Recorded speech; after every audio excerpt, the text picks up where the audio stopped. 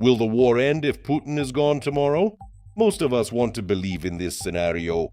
However, Kyrylo Budanov, the head of Ukraine's defense intelligence, once again forces the world to take off its rose-colored glasses. The publication Glavred releases a sensational forecast from the head of intelligence. The fall of Putin's regime will not be a magical endpoint in this war. Why does the defense intelligence of Ukraine believe that a change of leader in the Kremlin may only alter the form of aggression, but not its essence? What hidden mechanisms within Russian society will force any successor to continue the conflict? And how should Ukraine prepare for decades of confrontation even after a major victory? Right now, we analyze Budanov's most candid statement. And the objective for 2026 is Donbas and Zaporizhzhia. In principle, if desired, this could go on for a long time. Negotiations are about finding a compromise.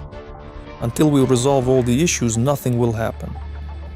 And there's more information in our report. My name is Yevhen Sirov, and this is the Glavred channel. Subscribe and give us a like. Let's get started. The main point made by Budanov, as quoted by Glavred, is that Putin is just the tip of the iceberg. Years of propaganda in Russia have created a powerful layer of revanchism.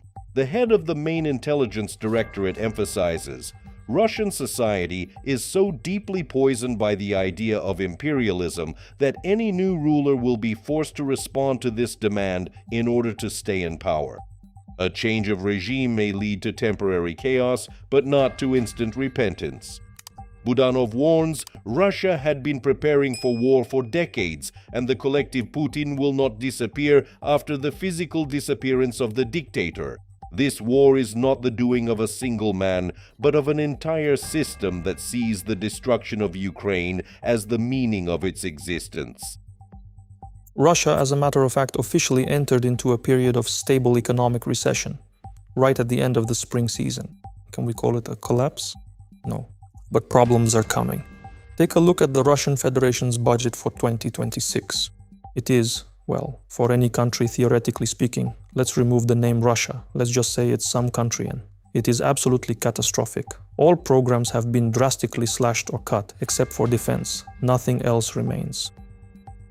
So they have already made rather unpopular and difficult decisions.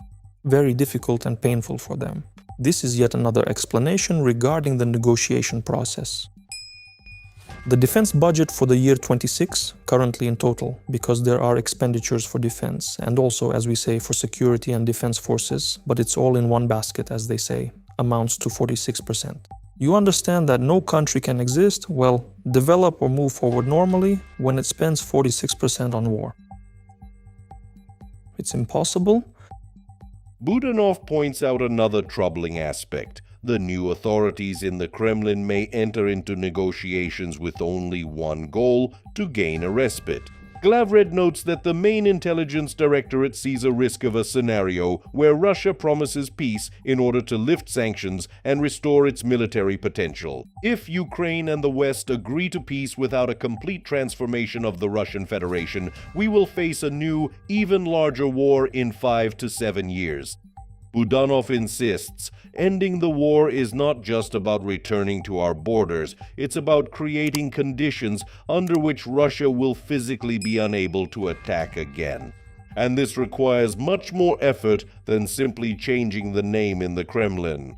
Budanov's forecast paints a picture of a future where Ukraine becomes a permanently warring state, similar to Israel. Even after the regime falls, the threat from the north and east will remain a constant.